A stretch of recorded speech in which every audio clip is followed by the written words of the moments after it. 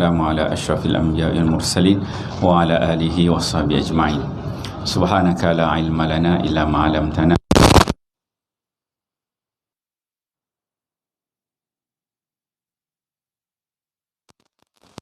Wahlul 'uqdatam min lisani yafqahu qawli.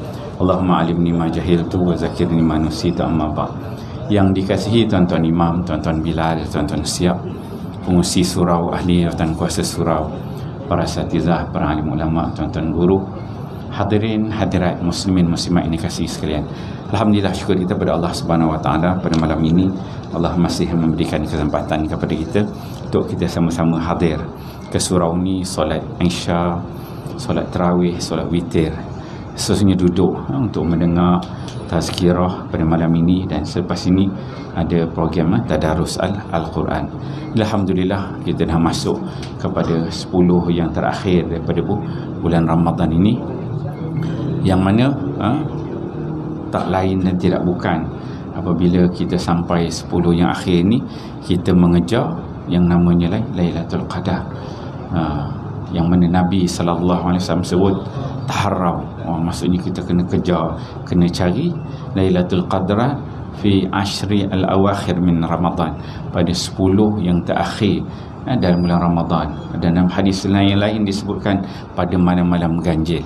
Dan tentunya kebanyakan masjid dan surau 10 yang akhir ni kita telah banyak mengadakan program-program tadarus, program qiyam dan sebagainya. Dan cantik surau, saya tengok di pokok pasang, cantik insya-Allah. Ni dia apa? Dia aircon ke apa ni? Aircon ya? Insya-Allah cantik ya. Insya-Allah. TV ni cantik besar. Alhamdulillah. Dia bila masuk bulan Ramadan ni, kalau kita nak mohon apa-apa sumbangan tu dia laju sikit sebab pemurahnya.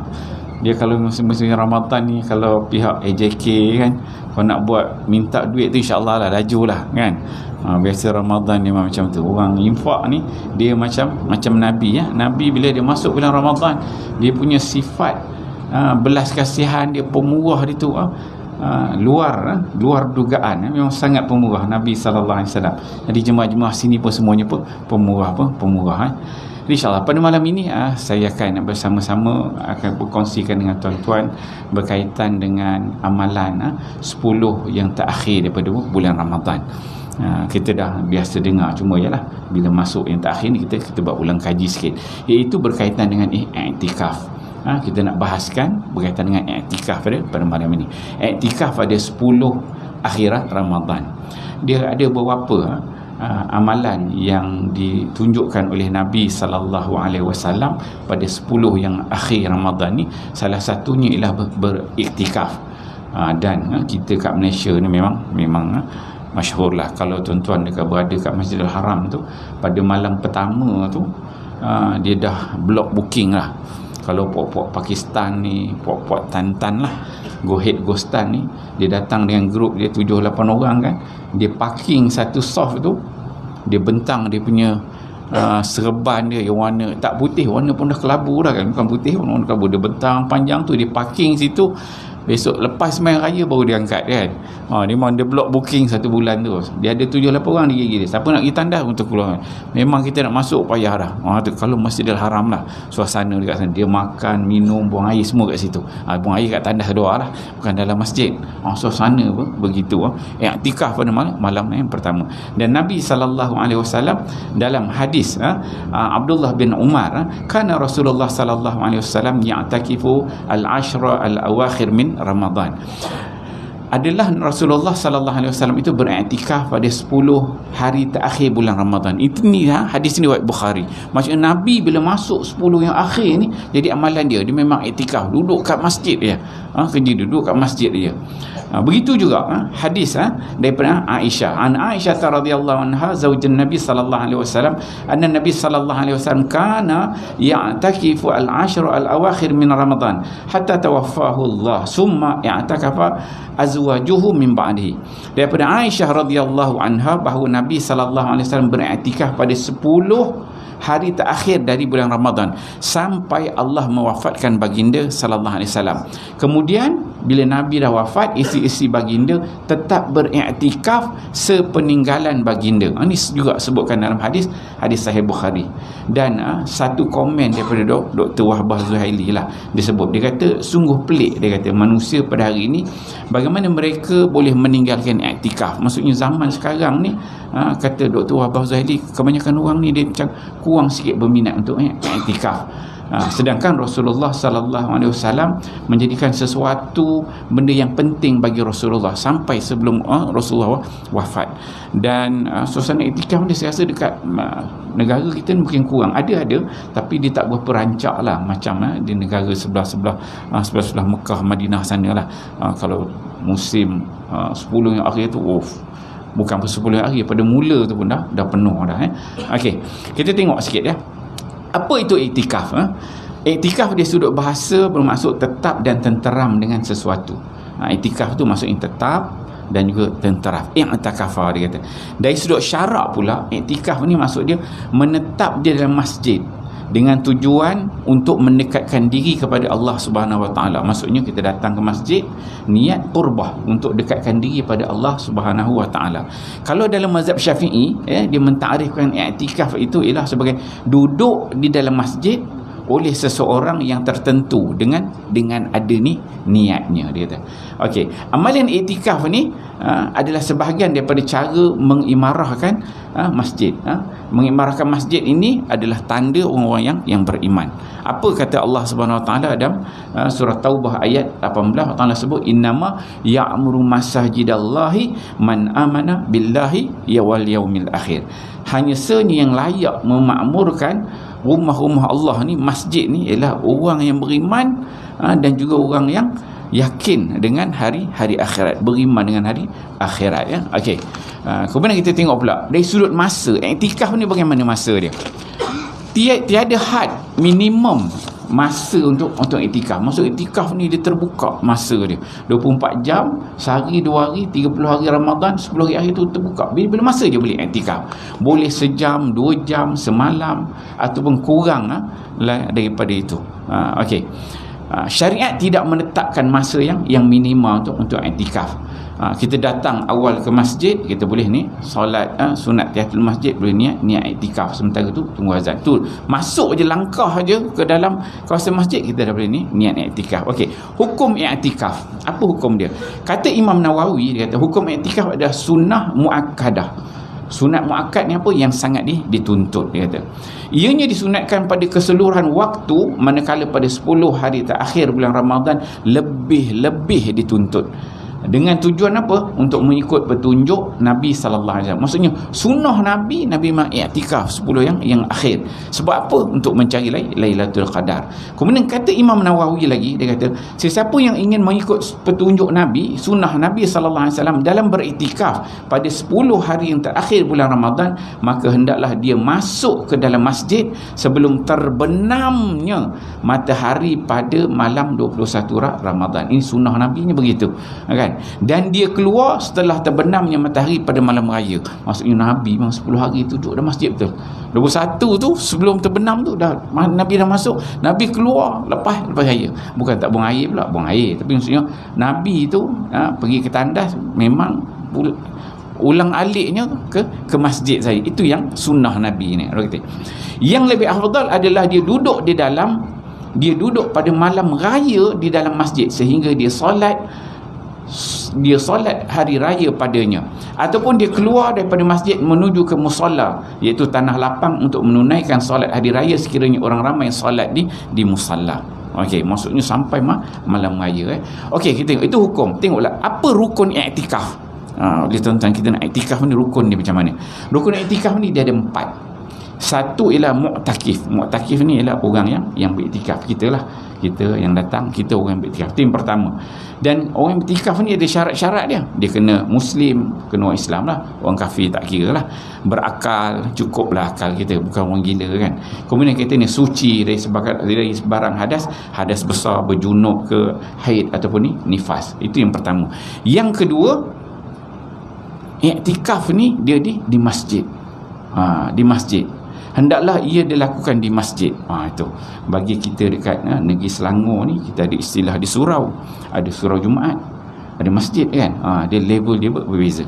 Saya baca sikit ni. Kalau di negeri Selangor, berdasarkan kepada enakmen pentadbiran agama Islam negeri Selangor 2003 dan pindaan 2008, masjid diertikan sebagai suatu bangunan yang digunakan bagi sembahyang Jumaat dan sembahyang yang lain dan kegiatan-kegiatan yang disuruh, disyorkan atau dibenarkan oleh agama Islam, dan yang penggunaannya sebagai yang sedemikian dibenarkan oleh Majlis Agama Islam Selangor. Sehubungan itu, ini daripada Pejabat Mufti ni, saya copy paste kat sini. Sehubungan itu, mana-mana surau yang telah mendapat kebenaran atau tidak daripada Jabatan Agama Islam Selangor untuk mendirikan solat Jumaat atau tidak termasuk dalam kategori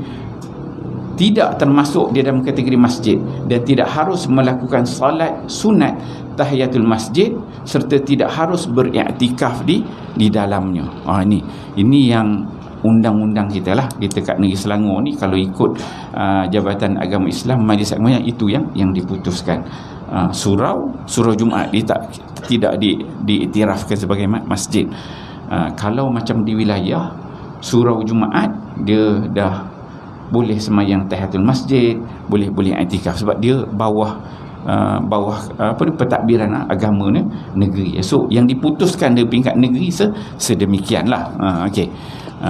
Namun demikian, kalau kita nak ambil beberapa pandangan lainnya.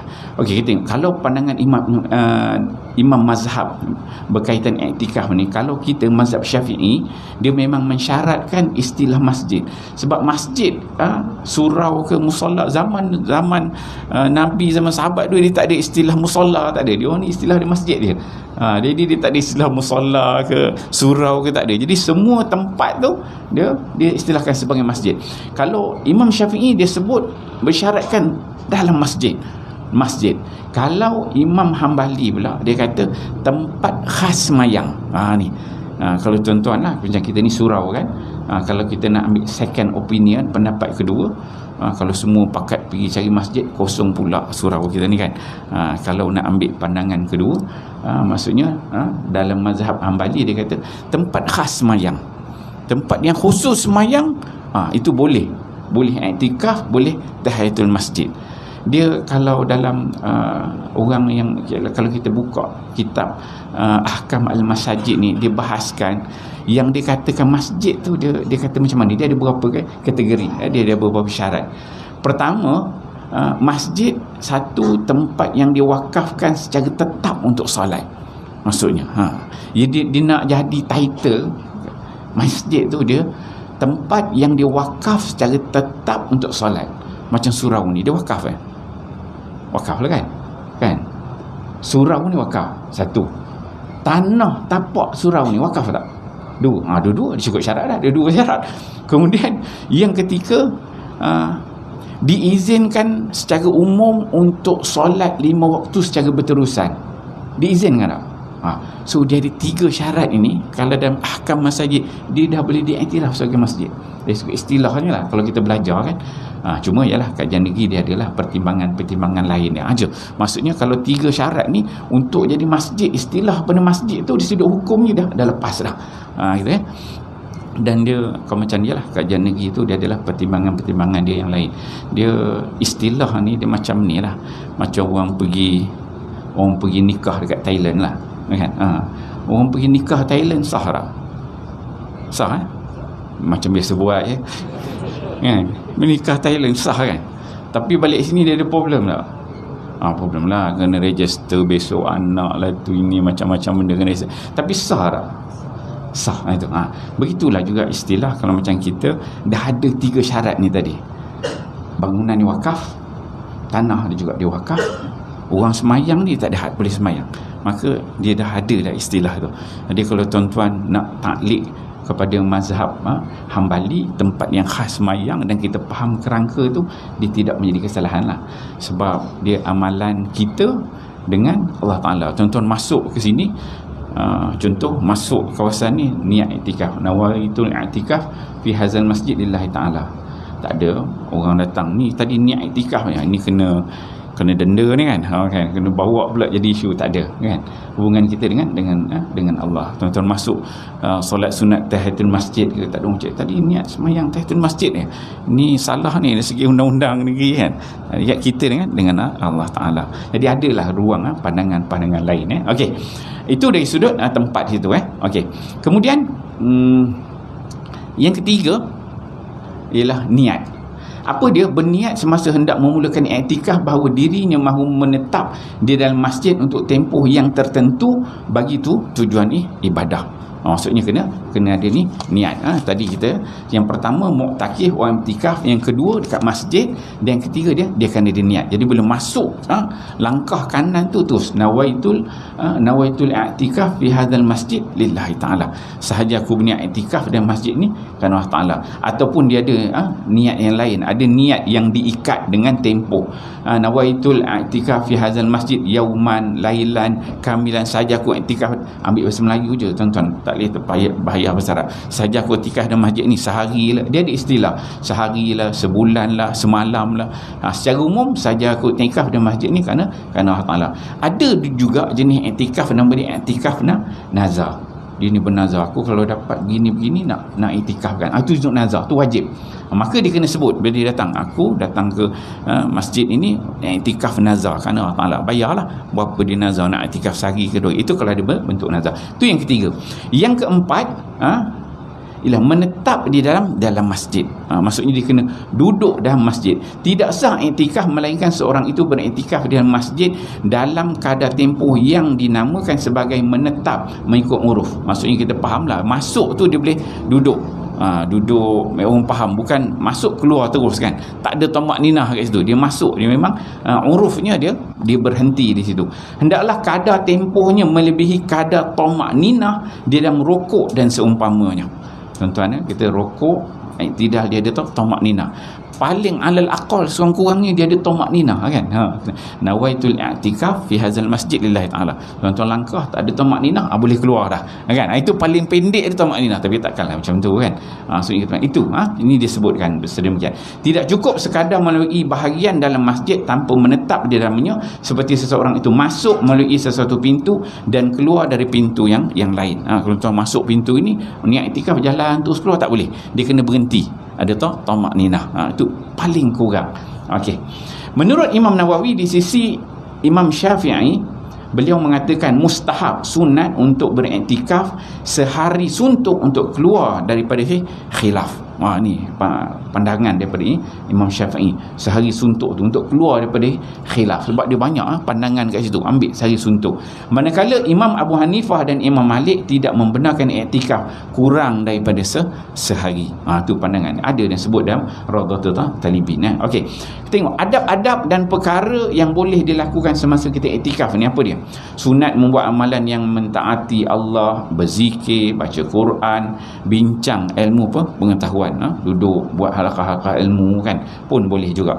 Jangan bercakap-cakap kecuali perkara yang baik. Jangan memaki, mengumpat, mengacung, berbual-bual perkara yang tidak berfaedah. Ketiga, memakai minyak wangi. Tuan-tuan nak iktikaf datang tu pakai wangi-wangian. Keempat, bercantik-cantik dalam pakaian. Pakaian pun kena cantik. Okey, yang kelima, makan di dalam masjid. Maksudnya makan bukan luar, dalam masjid. Yang lebih utama adalah makan di atas safrah, kain berlapis, sebab dia nak dalam kawasan masjid itu. Kalau kita dalam kawasan ni, dalam kawasan surau, bukan luar, sebab dia dalam kawasan iktikaf. Yang keenam, boleh untuk berbekam. Contohnya kalau tuan-tuan nak berbekam pula kan, ada pula pakar tukang bekam, dia buka side corner pula, bekam pula kan. Okey, boleh berbekam di dalam masjid dengan syarat selamat dari sebarang percikan yang boleh mengotorkan masjid. Yang ketujuh, boleh untuk orang yang beriktikaf mengahwinkan orang lain.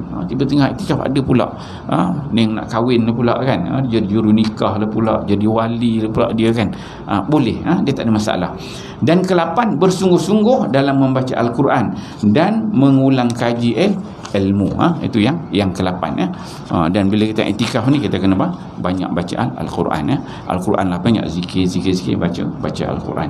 Macam tahun ni kami di Surau Haji Maksum, saya buat satu program khatam 30 juzuk Al-Quran dalam qiyam Ramadan. Kita dah semalam juzuk sampai 26 dah. Satu malam 2 juzuk, satu rakaat aja. 2 rakaat, satu rakaat 1 juzuk. So dalam 2 tahajud tu kami buat rakaat pertama 1 juzuk, rakaat kedua 1 juzuk. Start daripada malam mula itu adalah tarikh-tarikh dia tu dah baca 26 juzuk, ada 4 juzuk lagi. Jadi tuan-tuan kalau nak merasa berdiri 1 rakaat 1 juzuk, boleh datang try lah kan. Tapi buat kursi kan. Solat sunat ni dia tak macam solat wajib. Solat wajib dia ada rukun qiyam, kena berdiri. Solat sunat dia tak ada rukun qiyam. Tak ada rukun qiyam. Maksudnya kalau tuan-tuan start pada takbir nak duduk, boleh duduk, dia tak ada masalah kan. Cuma kita Melayu ni dia ada macam malu, macam malu sikit lah kan, rasa macam bersalah pula tak berdiri kan. Itu orang Melayu kita lah kan. Dia tak ada rukun qiyam solat sunat ni. Tuan-tuan boleh duduk terus, tapi kalau kita berdiri ni lagi bagus lah, sebab berdiri tu pahala dia lebih. Duduk tu separuh dia pahala sebab dia duduk. Kalau berdiri tu pahala dia lebih, tapi dia tak ada rukun. Maksudnya boleh duduk. Saya maklum pada jemaah bawa kursi, memang bos susun kursi tu, boleh tahan satu saf tau. Satu saf. Imam pun duduk, mana tahan. Imam pun duduk. Imam saya memang sakit pinggang. Saya muda-muda dulu tahan. Masa saya kat Mesir dulu, saya duduk dekat rumah Melayu Abbasiyah tu. Dia ada balkoni luar tu. Kalau saya bangun malam, kita baca 1 juzuk 2 juzuk tu, biasa berdiri dulu tak. Sekarang tak tahan dah, dengan garuk tak boleh, pinggang sakit, badan sakit, duduk kan. Saya buat sini 1 malam 2 juzuk, 2 rakaat aja. 1 juzuk rakaat pertama, rakaat kedua 1 juzuk, boleh tahan. Ramai saya cakap pada jemaah, siapa boleh berdiri, siapa tak larat duduk kan. Ramai mula tu berdiri. Lepas tu bila dia orang tengok imam duduk, seorang duduk pakat bil. Tapi ada, saya masa mula nak buat program tu risau juga, mula datang ke tak orang ni kan. Tapi Masya Allah, yang datang tu start pada umur, maintain lah, ada umur belas-belas, ada paling ramai umur 50, 60, 70, 80. Ada yang 70, 80. Saya tengok balik CCTV, pada mula sembahyang sampai akhir dia berdiri. Lagi kuat badannya. Nampak slow je, tapi elok maintain je kan. Sebab kita mula 3.30 pagi takbir, 4.50 tu habis 2 juzuk. Standard tiap-tiap malam macam tu. Ke dekat sejam setengah lah lebih kurang. 3.30 sampai dekat pukul 5. Ada yang tahan. Okey. Kadang-kadang kita buat program ni takut ada ke orang nak kerja lah, tu lah, inilah, panjang, macam-macam kan alasan. Tapi kita buat dia. Orang datang tak datang tu nombor 2 lah. Penting kita hidupkan sunnah Nabi sallallahu alaihi wasallam. Nabi kalau tengok dia qiyam dia baca 5 juzuk. Para sahabat ada yang baca lepas Isya sampai subuh habis 30 juzuk. Dan jadi amalan salafus soleh, dia memang baca banyak. Ini boleh kita hidupkan sunnah Nabi sallallahu alaihi wasallam. Baguslah, itu program yang saya on. Kalau tuan-tuan nak merasa, datanglah, suruh masuk. Kita ada 4 juzuk lagi. Malam ni juzuk 27 28, besok hari Rabu 29.30 khatam tu. Okey, last, apa soalan-soalan lazim yang berkaitan dengan iktikaf ni? 1, apakah hukum iktikaf di rumah pada 10 akhir Ramadan? Boleh dah iktikaf dekat rumah pada 10 akhir Ramadan ni kata. Iktikaf hanya boleh dilakukan di masjid sahaja. Hukum beriktikaf di masjid adalah sunat pada setiap masa dan yang terbaik apabila ia ditunaikan pada 10 akhir Ramadan. Walau bagaimanapun, sekiranya terdapat kes tertentu seperti masjid ditutup, COVID ke dan sebagainya, hukum iktikaf di rumah adalah seperti berikut. Kalau kita ni ada masyakah, maksudnya ada problem lah, macam-macam virus ke, dia kata 1, harus bagi wanita untuk iktikaf di ruang solat di rumahnya dan dia memperoleh pahala iktikaf dengan izin Allah Ta'ala, khasnya ketika masjid-masjid tidak dibuka untuk iktikaf. 1. 2, harus bagi lelaki untuk iktikaf di ruang solat di rumahnya di negara-negara yang masjidnya tidak dibuka untuk solat dan beriktikaf, dan dia memperoleh pahala iktikaf dengan izin Allah Subhanahu Wa Ta'ala. Ini pula ada problem lah bila ada halangan mawar ni. Okey, itu yang pertama. Yang kedua, soalan yang kedua, adakah wanita dibenarkan beriktikaf di masjid? Jawapan dia, wanita dibenarkan melakukan ibadah iktikaf di masjid meskipun terdapat pendapat yang mengatakan makruh bagi wanita yang mempunyai rupa paras yang cantik. Namun begitu, wanita tersebut perlu memastikan bahawa keadaan selamat daripada berlaku fitnah ketika hendak beriktikaf. Selain Selain itu, wanita tersebut perlu berada dalam keadaan suci daripada hadas besar, haid, nifas dan junub. Selain itu juga, wanita tersebut perlu mendapatkan izin daripada suami. Jika wanita tersebut beriktikaf tanpa keizinan daripada suami, maka ia dikira sebagai perbuatan haram. Maksudnya lelaki iktikaf, perempuan juga iktikaf. Dia adalah bahagian perempuan. Ini berlaku zaman Nabi SAW sampai sekarang. Yang ketiga, adakah dibolehkan bagi orang yang terlupa untuk berniat iktikaf ketika masuk ke masjid untuk berniat ketika dia solat? Kadang-kadang kita masuk lupa, tengah semayang, baru syaitan ingatkan kita, kau tak iktikaf lagi, tak niat lagi. Tengah semayang syaitan ingatkan, maka boleh, kita boleh niat, tapi kita tak boleh talafuz, mulut tu tak boleh sebutlah dah dalam hati, tak ada kesalahan. Dan yang terakhir, apakah yang haram dilakukan oleh seseorang yang sedang beriktikaf?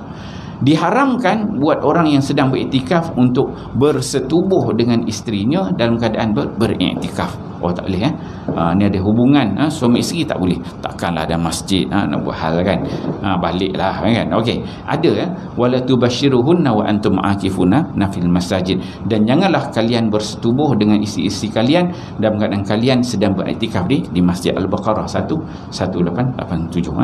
Okey, itulah sedikit yang saya kongsikan kepada tuan-tuan berkaitan dengan iktikaf, hukum, syarat-syarat dia, apa kelebihan dan ada adab yang perlu kita ketahui.